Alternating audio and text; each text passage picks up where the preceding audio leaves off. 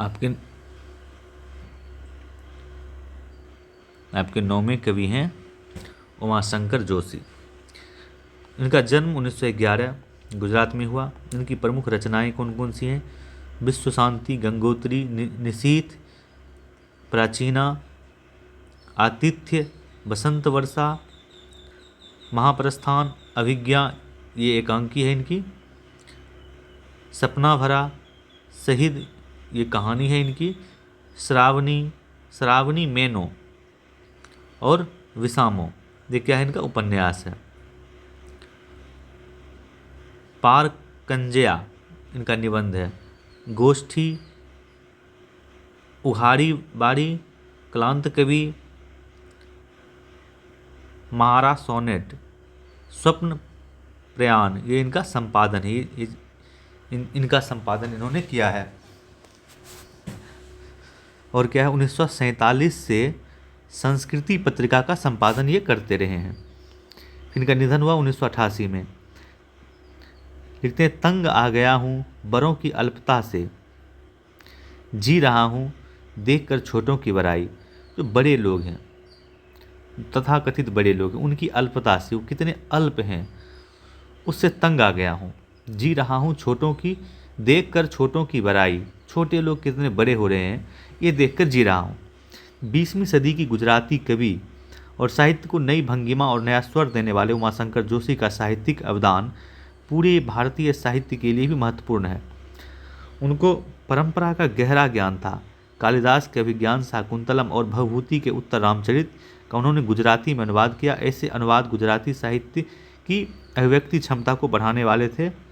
बतौर कवि उमाशंकर जी ने गुजराती कविता को प्रकृति से जोड़ा, आम जिंदगी के अनुभव से परिचित कराया और नई शैली दी। जीवन के सामान्य प्रसंगों पर सामान्य बोलचाल की भाषा में कविता लिखने वाले भारतीय आधुनिकतावादियों में अनन्यतम हैं जोशी जी। कविता के साथ साथ साहित्य की दूसरी विधाओं में भी उनका योगदान बहुमूल्य है, खासकर साहित्य की आलोचना में। निबंधकार के रूप में गुजराती साहित्य में बेजोड़ माने जाते हैं। उमाशंकर जोशी उन साहित्यिक व्यक्तित्व में हैं जिनका भारत की आज़ादी की लड़ाई से रिश्ता रहा है। आज़ादी की लड़ाई के दौरान वे जेल भी गए थे।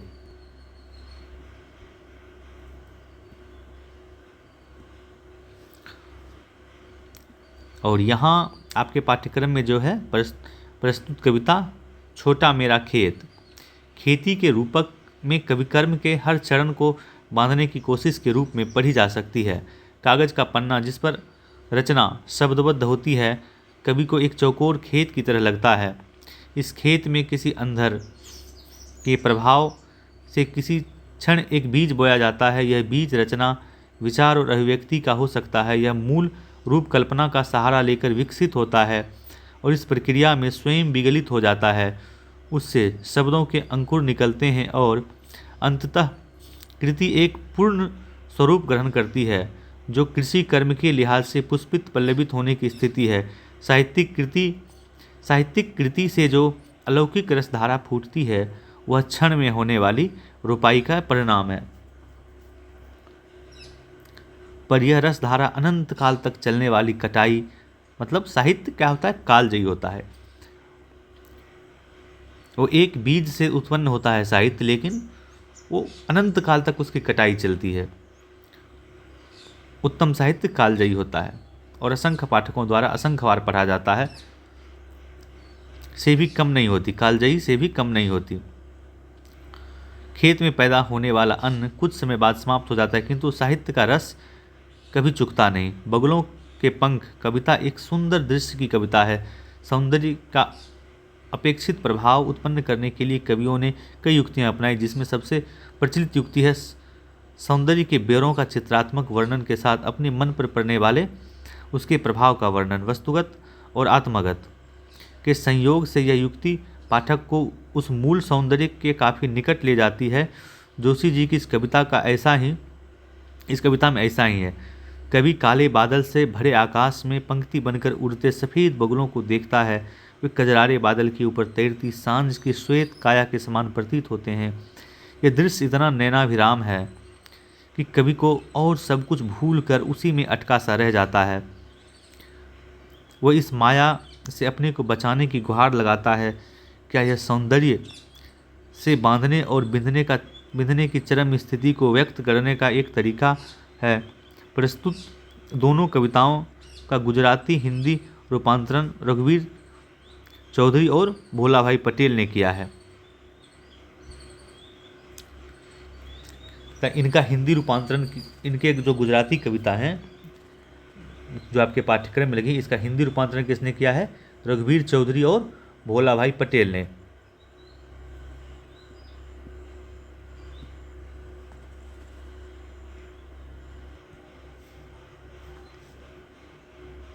छोटा मेरा खेत।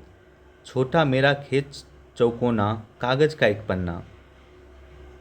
कोई अंधर कहीं से आया, क्षण का बीज वहाँ बोया गया। कल्पना के रसायनों को पी, बीज गल गया निशेष। शब्द के अंकुर फूटे, पल्लव पुष्पों से निमित हुआ विशेष। झूमने लगे फल, रस अलौकिक, अमृत धाराएं फूटी। रोपाई क्षण की, कटाई अनंतता की।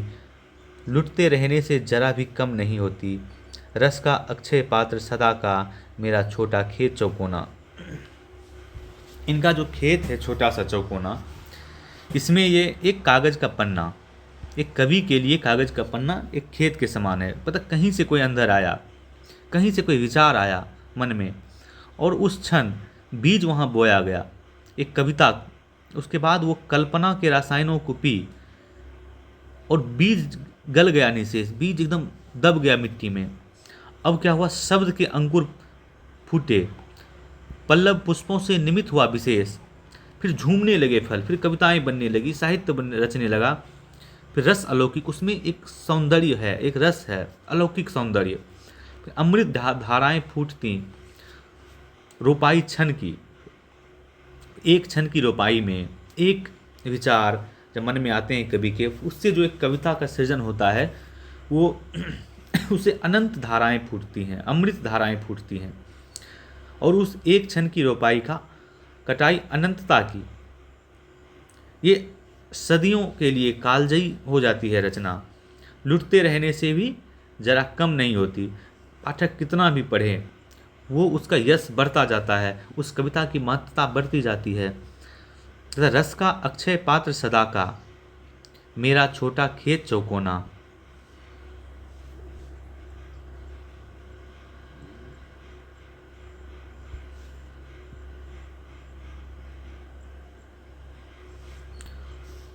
और आपकी अगली कविता है बगुला के पंख। नभ में पाती बंधे बगुला के पंख, एक नभ में एक पाती, एक पंक्ति बने, एक पंक्ति से बगुले के पंख, बगुला उड़ रहे हैं एक पंक्ति से। चुराए लिए जाती हुए मेरी आंखें। इतना सौंदर्य है जब कई सारे बगुले एक साथ एक पंक्ति में बंद करके आसमान में उड़ते हैं। तो कजरारे बादल की छाई, कजरारे बादलों की छाई नभ छाया। तैरती सांझ की सतेज श्वेत काया। ये सांझ में जो श्वेत काया तैर रही है आसमान में, उसकी खूबसूरती का वर्णन है यहाँ पे। हौले हौले जाती मुझे बांध निज माया से। वो तो हौले हौले उड़ के दूर चली जाती है, लेकिन हमको, कवि के मन को अपनी माया से बांध लेती है। उसे कोई तनिक रोक रखो, इनको लगता है कि उसको कोई रोक के रखो। इतनी खूबसूरत एक पंक्तिबद्ध बगुले की कतार जा रही है। वह तो चुराए लिए जाती मेरी आंखें, नभ में पाती बंधी बगुले की पांखें। नभ में एक पंक्ति से उड़ते हुए बगुले कवि के मन को बेहद रोमांचित करता है। अब इसका अभ्यास प्रश्न देखेंगे कि छोटे चौकोने खेत को कागज का पन्ना कहने में क्या अर्थ निहित है। रचना के संदर्भ में अंधर और बीज क्या है। रस का अक्षय पात्र से कवि ने रचना क्रम की किन विशेषताओं की ओर इंगित किया। फिर व्याख्या करें। शब्द अंकुर फूटे, पल्लव पुष्पों से निमित हुआ विशेष। रोपाई क्षण की, कटाई अनंतता की। लुटते रहने में जरा भी कम नहीं होती।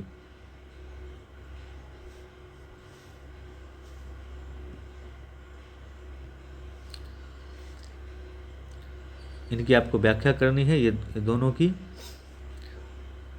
अब कविता के आसपास, शब्दों के माध्यम से जब कवि दृश्यों, चित्रों, ध्वनि योजना अथवा रूप रसगंध को हमारे इंद्रिय अनुभवों में साकार कर देता है, तब बिंब का निर्माण होता है। इस आधार पर प्रस्तुत कविता से बिंब की खोज करें।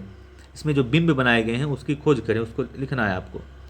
जहाँ उपमेय और उपमान का आरोप हो, रूपक कहलाता है। इस कविता में रूपक का चुनाव करें। और ये एक है कि बगुले के पंख कविता पढ़ने पर आपके मन में कैसा चित्र उभरते हैं, उनकी किसी भी अन्य कला माध्यम में अभिव्यक्ति करें। आपकी ये कविता हुई पूर्ण। और आगे इसी तरह से आपके पाठ्यक्रम की सभी कविताओं को, सभी रचनाओं को पूरा किया जाएगा, पढ़ाया जाएगा आप लोग को।